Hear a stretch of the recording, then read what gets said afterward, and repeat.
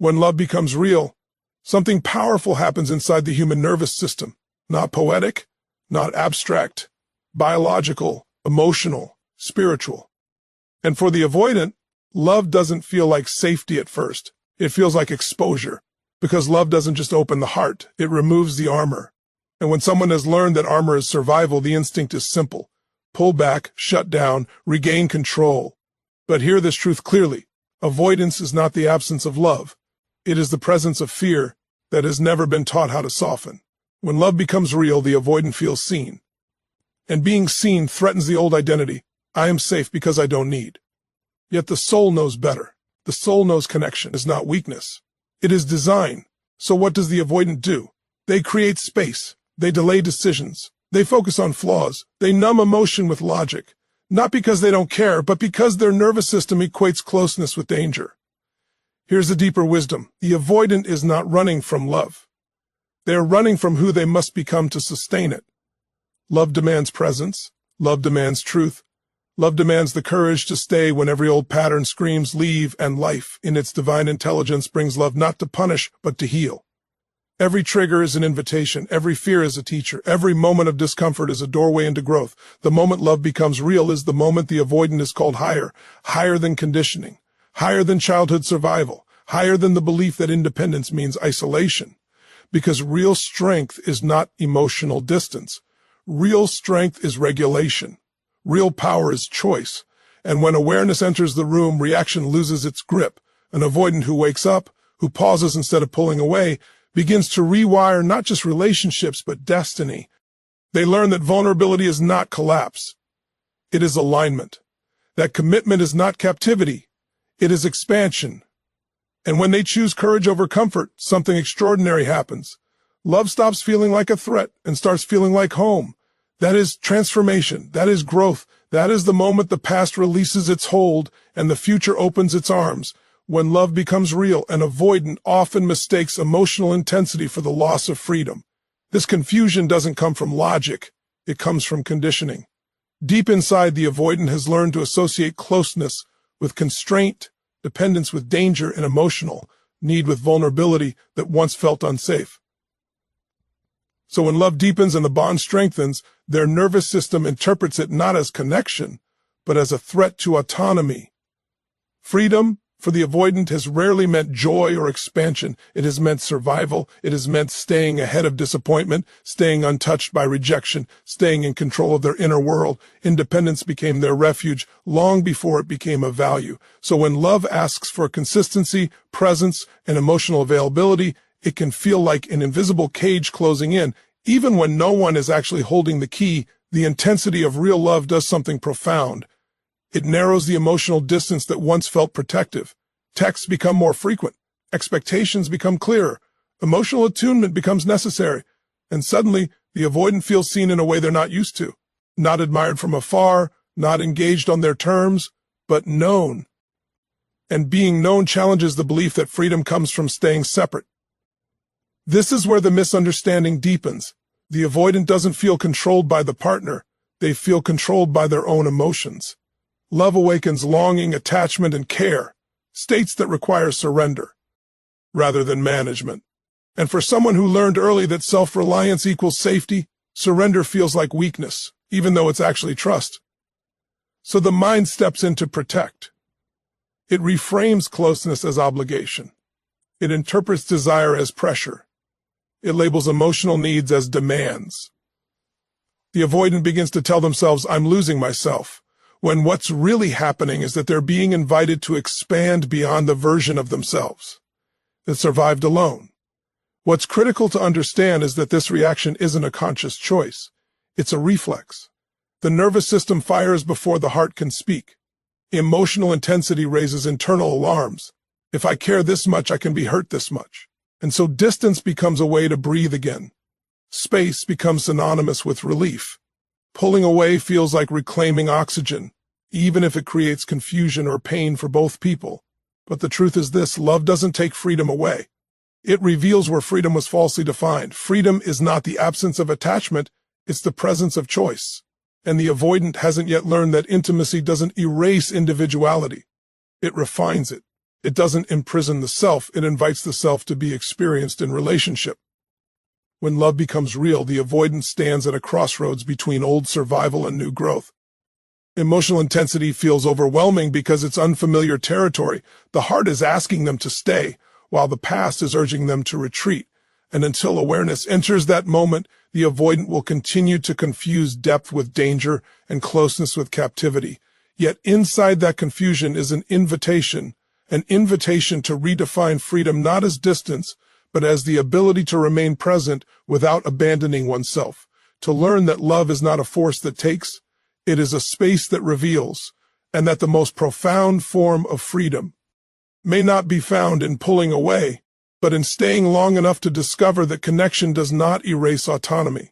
It transforms it. When love becomes real, it doesn't just touch the present moment, it activates the past. For the avoidant, deep connection reaches far beyond the current relationship and awakens old survival patterns that were formed long before romance ever entered the picture. These patterns are not conscious decisions, they are emotional reflexes, wired into the nervous system at a time when closeness felt unpredictable, overwhelming, or unsafe. Early experiences taught the avoidant a quiet lesson. Relying on others brings discomfort. Maybe care was inconsistent, maybe emotions were dismissed, maybe love came with conditions, intrusion, or emotional chaos. Whatever the story, the body learned to self-regulate by pulling inward. Emotional independence became the safest option. Needs were minimized, expectations were lowered, control became the substitute for connection. So, when real love appears, steady, intimate, emotionally present, it doesn't just feel new, it feels unfamiliar in a way that the nervous system doesn't immediately recognize as safe. The body reacts before the mind can rationalize. Heart rate shifts, tension rises, a subtle urge to retreat emerges.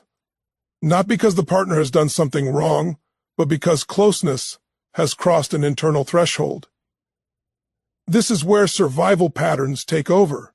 The avoidant may suddenly feel overwhelmed without knowing why.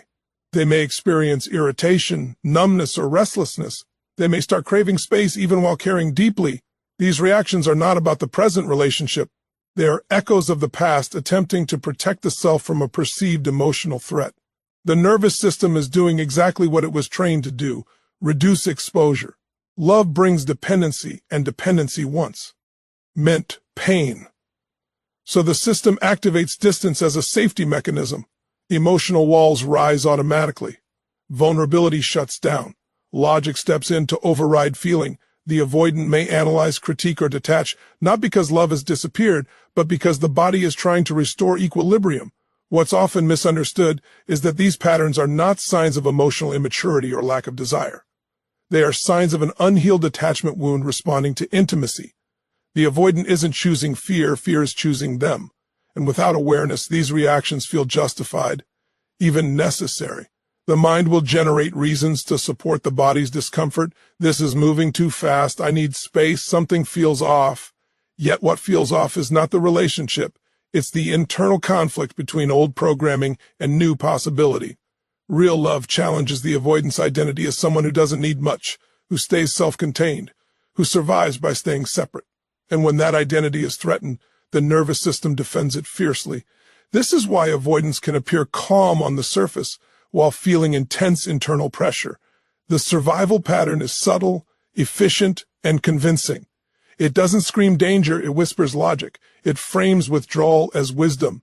It frames emotional distance as self-respect. And unless the avoidance slows down enough to notice what's happening inside, the pattern continues to run the relationship. Healing begins not with forcing closeness, but with recognizing the pattern for what it is, a protective response that once served a purpose but no longer fits the present. When awareness enters, the avoidant can start to separate past from present, memory from reality. They can learn that safety doesn't have to mean isolation, and that connection doesn't have to equal loss. Real love doesn't activate survival patterns to poo. Niche. It activates them to reveal. It brings them to the surface so they can finally be seen, felt, and gently rewired. And in that awareness, the avoidant is given a choice they never had before: to respond from growth instead of reflex, and to discover that love can be safe when the past no longer dictates the present. When love becomes real, distance often becomes the avoidant's most familiar tool. not as punishment, not as manipulation, but as regulation. Creating space is how the avoidant restores a sense of internal balance when emotions start to feel too strong. What looks like withdrawal from the outside is, on the inside, an attempt to regain control over a system that feels overwhelmed. For the avoidant, closeness increases emotional stimulation. Expectations grow, attachment deepens, and emotional responsibility becomes more present. Even healthy connection can trigger a sense of being emotionally flooded. The nervous system reads this intensity as a signal that something must be managed. Distance becomes the fastest way to turn the volume down. This is where misunderstanding often begins. Partners may interpret the pullback as a lack of interest, a fading of feelings, or emotional coldness. But for the avoidant, distance is not about rejecting the other person. It is about stabilizing the self. Space provides relief, clarity, and a sense of autonomy that helps them feel grounded again. Control is a central theme here. Not control over the partner, but control over inner experience. When emotions feel unpredictable, the avoidant seeks predictability through space. By limiting contact, delaying conversations, or becoming less emotionally expressive, they regain a sense of agency. It feels like reclaiming their footing after emotional intensity knocked them off balance. Distance also reduces vulnerability. Emotional closeness naturally invites exposure, being known, being affected, being needed. For someone who learned early that vulnerability led to disappointment or overwhelm, reducing proximity feels like reducing risk. The avoidant may still care deeply, but caring from afar feels safer than caring up close. This pattern is often unconscious. The avoidant may not think, "I'm pulling away to feel in control." Instead, they feel a vague urge to create space, followed by a sense of relief once they do. The relief reinforces the behavior. The nervous system learns distance equals safety, and so the pattern repeats whenever love deepens. Importantly, this distancing is rarely permanent in intent. Many avoidants don't want to end the relationship, they want to regulate it. They step back, hoping to return once they feel steady again, but without communication or awareness, this push-pull dynamic can create confusion and insecurity for both people involved. Distance also gives the avoidant time to intellectualize emotions. When they step away, they can analyze rather than feel. They can think about love instead of experiencing it. This mental processing provides another layer of control, allowing them to stay connected on a cognitive level while keeping emotional intensity at a manageable distance. The challenge is that while distance may regulate the avoidant, it can unintentionally destabilize the relationship. Emotional bonds thrive on consistency, presence, and reassurance. When one person regulates through withdrawal and the other through connection, a cycle of misunderstanding can form, even when both care deeply. At its core, this behavior is not about a lack of desire for closeness. It's about a lack of confidence in sustaining closeness without losing oneself. The avoidant hasn't yet learned that regulation can happen within connection, not only away from it. They haven't yet experienced that emotions can rise and fall without needing escape. With awareness, this pattern can soften. Distance no longer has to be the first response to intensity. The avoidant can learn to pause instead of pull away, to name discomfort instead of disappearing, to ask for space without severing connection. Control shifts from avoidance to conscious choice. Distance then is not the enemy. It's a signal that something inside needs attention, reassurance, and new tools. And when that signal is understood rather than judged, it opens the door for growth, where control no longer requires withdrawal, and love no longer feels like something that must be escaped to be survived. When love becomes real, vulnerability stops being an abstract idea and becomes a lived experience. And for the avoidant, vulnerability doesn't feel like openness or intimacy. It feels like exposure.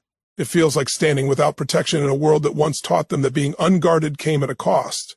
This is why vulnerability feels dangerous. It threatens the very identity they built to survive. The avoidant often defines themselves through self-sufficiency. I don't need much. I can handle things on my own. I stay strong by staying in control. This identity didn't form randomly. It formed because at some point relying on others felt unreliable, disappointing, or overwhelming. So the avoidant learned to rely inward, to manage emotions privately, to keep needs minimal and expectations contained. That identity became safety, Real love challenges that identity at its core. Love asks for emotional honesty. It asks for needs to be expressed. It asks for feelings to be shared in real time, not processed alone later. And suddenly, the avoidant is confronted with a version of themselves that feels unfamiliar, someone who wants closeness, who cares deeply, who is affected by another person's presence or absence. That internal conflict is unsettling. Vulnerability doesn't just mean being seen by the partner. It means seeing parts of oneself that were long buried. Longing, fear, hope, attachment. These emotions contradict the avoidant's self-image as someone untouched by dependency. So vulnerability feels less like connection and more like a loss of control over who they believe themselves to be. There is also fear in the unpredictability of vulnerability. Once emotions are shared, outcomes can't be managed. You can't control how someone responds to your truth. You can't take back what's been revealed. For the avoidant, who has learned to stay emotionally ahead of potential pain, this uncertainty feels intolerable. Silence feels safer than honesty. Distance feels safer than disclosure. As a result, vulnerability gets reframed as risk. Opening up becomes associated with potential rejection, disappointment, or emotional overwhelm. Even when the partner has done nothing to cause harm, the body remembers earlier experiences where vulnerability wasn't met with safety, and the nervous system reacts as if history is about to repeat itself. This is why avoidants often appear composed during emotionally intense moments. They may shut down, change the subject, or become overly rational. These aren't signs of indifference. They are signs of self-protection. Vulnerability is being held at bay because letting it in feels like dismantling a structure that once kept them intact. What makes this especially complex is that the avoidant often values depth and authenticity. They want meaningful connection. But wanting vulnerability and tolerating vulnerability are two very different things. The desire exists, but the capacity feels underdeveloped. So the avoidant stands at the edge, wanting to step forward yet fearing what will happen if they do. Vulnerability also threatens the avoidant's sense of emotional competence. If they admit fear, need, or uncertainty, they may feel weak or exposed. And weakness in their internal language has historically meant danger. So they protect their dignity, their autonomy, and their self-image by keeping parts of themselves hidden, even from those they love. Yet the paradox is this. Vulnerability doesn't destroy identity, it expands it. But expansion feels like disintegration before it feels like growth. And until the avoidant learns that vulnerability can coexist with strength, it will continue to feel like a threat rather than a bridge. The danger isn't vulnerability itself. It's the outdated belief that being open means being unsafe. And that belief, once seen clearly, becomes the very place where healing begins. When love becomes real, emotions rise to the surface with an intensity that can feel unfamiliar and destabilizing for the avoidant. Rather than moving toward these feelings, the avoidant often moves upward into the mind. They begin to analyze, explain, and rationalize what they are experiencing instead of allowing themselves to fully feel it. This is not emotional coldness, it is emotional management. Intellectualizing feelings is a learned strategy. At some point, emotions felt too big, too messy, or too unsafe to be experienced openly. Thinking became the safer route. Logic provided structure where feelings felt chaotic. Understanding replaced experiencing. Over time, the avoidant became skilled at naming emotions without inhabiting them, discussing feelings without surrendering to them, and reflecting without revealing. When love deepens, emotions don't ask for interpretation. They ask for presence. Love brings longing, attachment, fear, joy, and vulnerability all at once. For the avoidant, this internal surge can feel overwhelming. The nervous system searches for a familiar way to regain balance, and the mind steps in as the regulator. So instead of feeling sadness, they explain why the situation makes sense.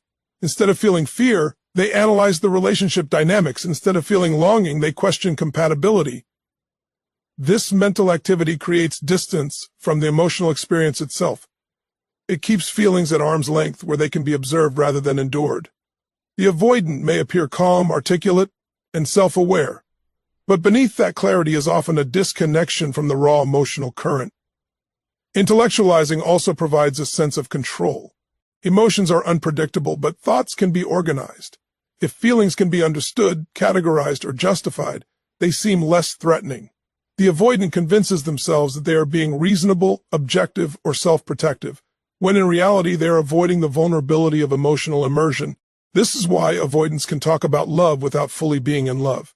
They can reflect on their feelings, assess their emotional responses, and even empathize with their partner, while remaining internally distant. The experience stays conceptual rather than embodied. Love becomes something to evaluate, not something to surrender to. There is also safety in abstraction. When emotions are processed mentally, the avoidant doesn't have to risk being overwhelmed. They don't have to confront the physical sensations of emotion, the tightness in the chest, the ache of longing, the fear of loss. By staying in the mind, they stay above the feeling rather than inside it. However, this strategy has a cost. Emotions that are not fully felt don't dissolve, they linger. They resurface as restlessness, irritation, numbness, or sudden withdrawal. The avoidant may believe they've dealt with their feelings, yet still feel unsettled. That's because understanding emotion is not the same as processing emotion. Partner often sense this gap. They may feel that the avoidant is emotionally present in conversation but absent in experience. Words are shared but feelings are not met. This can create a subtle loneliness on both sides, the partner longing for emotional resonance and the avoidant feeling misunderstood despite their effort to explain themselves. At its core, intellectualizing is not resistance to love. It is resistance to emotional risk. Feeling deeply means being changed by what you feel. It means allowing love to touch places that were once protected. For the avoidant, staying in the mind preserves the illusion of safety, even as the heart remains guarded. Growth begins when the avoidant learns that emotions don't require solving, they require allowing. That feelings can be felt without losing control. That presence is more healing than analysis. And that love is not something to be figured out, but something to be experienced, moment by moment, breath by breath, without needing to escape into thought to survive it. When love moves toward commitment, a unique tension arises for the avoidant. The fear of dependency and the fear of rejection activate at the same time. This inner conflict is deeply confusing because it pulls them in opposite directions simultaneously. On one hand, commitment promises stability, connection, and belonging. On the other hand, it threatens autonomy and exposes emotional vulnerability. The avoidant feels both desire and alarm in the same breath. Dependency is frightening because it challenges the avoidance. Long-held belief that safety comes from self-reliance. To need someone emotionally feels like handing over power. It suggests that another person could influence their sense of stability, happiness, or worth. For someone who learned early that relying on others led to disappointment or emotional overwhelm, this feels dangerous. Commitment makes that dependency more visible and harder to deny. At the same time, commitment also triggers fear of rejection. Once the relationship becomes defined, once promises are made or futures are discussed, the emotional stakes rise. There is more to lose. The avoidant may think, often unconsciously, if I let this matter too much, it could hurt me deeply. Commitment sharpens the edge of potential loss. The deeper the bond, the greater the perceived risk of abandonment or failure. This creates an internal paradox. The avoidant wants closeness but fears what closeness requires. They want connection but fear what connection exposes. Commitment brings both fears to the surface at once, making the emotional landscape feel unstable. The nervous system struggles to find equilibrium, oscillating between pulling closer and pulling away. Because these fears coexist, the avoidant may send mixed signals. They might express love but hesitate to plan ahead. They might desire exclusivity but resist labels. They might enjoy intimacy yet feel uneasy when it becomes consistent. These behaviors are not intentional manipulation. They are signs of an unresolved internal struggle between attachment and protection. Dependency feels like a loss of control, while rejection feels like a confirmation of vulnerability. The avoidant is caught between two perceived threats, each reinforcing the other. If they commit, they risk needing someone. If they don't commit, they risk losing the connection. The mind searches for relief, often choosing distance as the lesser of two discomforts. This is why commitment can trigger sudden doubts. The avoidant may begin questioning compatibility, timing, or readiness. These doubts often feel logical and convincing, but they are frequently rooted in emotional fear rather than relational reality. The mind is trying to negotiate safety by postponing or softening commit me. What makes this especially challenging is that the avoidant often doesn't consciously recognize these fears. They may believe they simply aren't ready, or that something feels off. Yet beneath these explanations lies a nervous system reacting to perceived emotional risk. Commitment represents permanence, and permanence feels threatening when past experiences taught them that closeness could be lost or used against them. The fear of dependency also intersects with identity. Commitment suggests mutual reliance, shared decision-making, and emotional interdependence. For the avoidant, whose identity may be built around independence and self-containment, this feels like erosion of self. They worry that commitment will require them to give up parts of who they are, even when that isn't actually being asked. At the same time, fear of rejection whispers that if they fully commit and it fails, the pain will be unbearable, so staying partially detached feels safer. Emotional distance becomes a buffer against potential heartbreak. The avoidant may believe that not fully committing will protect them, even if it also prevents deeper fulfillment. This tension does not mean the avoidant is incapable of commitment. It means commitment asks them to confront fears they've never had to face before. Healing begins when these fears are named, rather than acted out, when dependency is reframed as mutual support rather than weakness, and rejection is understood as survivable rather than catastrophic. Commitment doesn't remove freedom or guarantee pain. But until the avoidant learns that they can remain whole while being close and resilient, even if hurt, commitment will continue to feel like standing at the edge of two fears, unsure which step is safest to take. When love becomes real, the avoidance patterns begin to surface with greater intensity, pulling away, shutting down, overthinking, creating distance. These reactions often happen so quickly that they feel automatic, almost invisible to the person experiencing them. This is where the turning point lies. Growth does not begin by forcing different behavior. It begins the moment awareness enters the space where reaction once ruled. Unconscious reaction is driven by the nervous system, not intention. The avoidant isn't deciding to withdraw. Their body is responding to perceived emotional threat. Awareness interrupts this cycle. It slows the moment down just enough for choice to appear. Instead of immediately acting on the urge to detach, the avoidant begins to notice the urge itself. That noticing is powerful.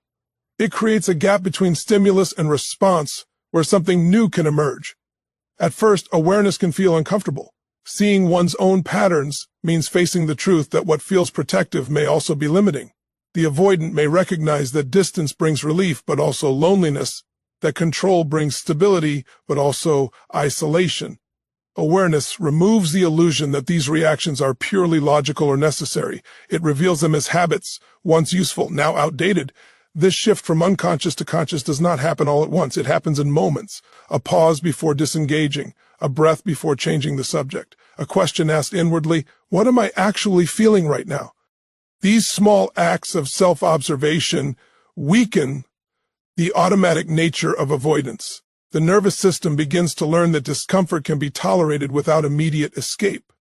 Awareness also brings compassion. When the avoidant understands that their reactions are rooted in survival rather than failure, shame begins to loosen its grip. Instead of judging themselves for wanting space or feeling overwhelmed, they can acknowledge the younger parts of themselves that learn these strategies to cope. This self-compassion is essential because growth cannot occur in a state of self-attack. As awareness grows, responsibility becomes possible. Not responsibility in the sense of blame, but in the sense of agency. The avoidant starts to see that while they didn't choose their early conditioning, they can choose how they respond now. They may still feel the urge to withdraw, but they are no longer powerless to it. They can communicate instead of disappearing. They can ask for space without severing connection.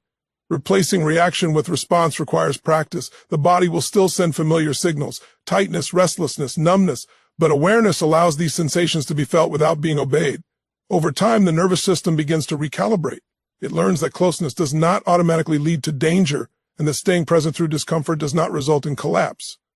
This is where real growth occurs, not in perfection, but in repetition. Each time the avoidant chooses presence over reflex, even briefly, new neural pathways are formed. The system learns a new option, remain engaged even when it's uncomfortable. Slowly, what once felt overwhelming becomes manageable. What once felt threatening becomes tolerable. Awareness also changes how love is experienced. Instead of being something that triggers panic or retreat, love becomes a mirror, reflecting both woe, uns, and possibilities. The avoidant begins to see that their partner is not the source of discomfort. The discomfort is the doorway to healing. Love becomes a catalyst rather than a threat. Most importantly, awareness restores choice. The avoidant is no longer trapped in old patterns or driven by unconscious fear. They can decide when to step back and when to lean in. They can recognize the difference between true need for space and habitual avoidance. This discernment is freedom. Growth does not mean the avoidant never feels fear again. It means fear no longer dictates behavior. Awareness transforms reaction into response, instinct into intention, and survival into connection. And in that shift, the avoidant begins to experience love not as something that happens to them, but as something they actively participate in, fully, consciously, and with increasing courage. When love becomes real, it presents the avoidant with a choice that feels subtle on the surface, but monumental on the inside, to escape the discomfort or to stay and grow through it. Real love does not demand perfection, it demands presence. And for the avoidant, presence is the very place where old fears surface most strongly. Yet it is also the place where healing becomes possible. Escape has always been the familiar option. Pulling away, shutting down, redefining closeness as a problem, these strategies once protected the avoidant from emotional overwhelm. They created distance from pain, but they also created distance from intimacy. When love becomes real, these same strategies are activated, but they no longer lead to relief in the same way. The avoidance may reduce anxiety temporarily, but it leaves a deeper ache behind, a sense of something unfinished, something unfulfilled. This is because real love is not meant to be outrun. It follows not to chase, but to invite. Each moment of discomfort is not a signal to leave. It is a signal that something unresolved is asking to be seen. The tension the avoidant feels is not proof that the relationship is wrong. It is proof that growth is required. Healing does not happen by eliminating fear, it happens by meeting fear with courage. Courage in this context is not grand or dramatic. It is quiet. It looks like staying in the conversation when every instinct says to withdraw. It looks like naming discomfort instead of disguising it as logic. It looks like allowing oneself to be affected by another person without immediately retreating to safety. Real love creates a sacred pressure. It presses on old wounds not to reopen them, but to release them. The avoidant may feel exposed, uncertain, or emotionally raw. These sensations are not signs of failure. They are signs that the heart is being stretched beyond its previous limits. Healing rarely feels gentle at first. It feels unfamiliar. What makes this process transformative is choice. The avoidant has spent much of their life operating from instinct rather than intention. Love changes that. Each time discomfort arises, there is an opportunity to choose differently, to stay present instead of escaping, to trust instead of controlling, to soften instead of armoring. Courage does not mean forcing closeness or ignoring boundaries. It means remaining emotionally available even when it's uncomfortable. It means learning to regulate within connection rather than outside of it. This is where healing occurs. Not in isolation, but in relationship. Not by running from triggers, but by allowing them to guide awareness. As courage is practiced, the avoidant begins to experience a shift. The sensations that once felt intolerable become manageable. The fear that once felt overwhelming loses its authority. The nervous system learns, slowly and through repetition, that intimacy does not equal danger. Love stops feeling like a threat and starts feeling like a resource. Escape promises relief, but courage offers integration. Escape preserves the old self. Courage allows a new self to emerge. This new self is not dependent or weak. It is grounded, regulated, and resilient. It knows how to stay connected without losing autonomy. It knows how to love without abandoning itself. Real love does not ask the avoidant to become someone else. It asks them to become more of who they truly are, without fear as the gatekeeper. Healing is not about erasing the past. It is about no longer letting the past dictate the present. And when courage is chosen again and again, love becomes not something to flee from, but something that gently, steadily teaches the avoidant how to stay.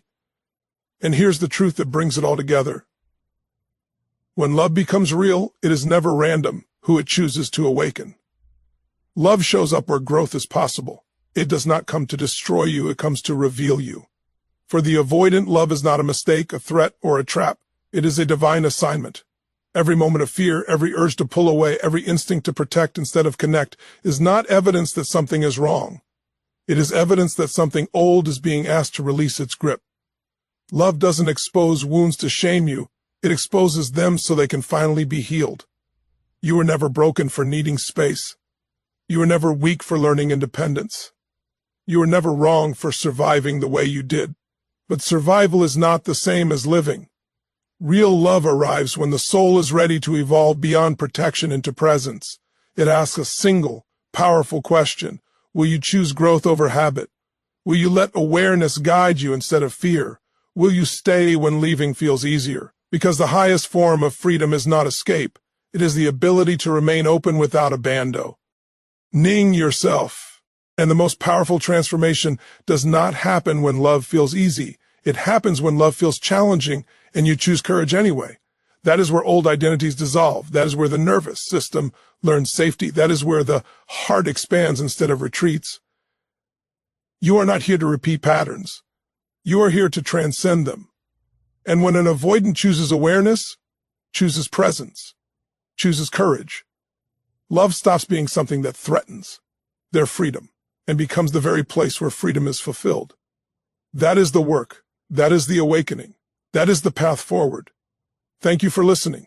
Thank you for your presence. And thank you for choosing growth. Goodbye. And may you walk forward with clarity, courage, and an open heart.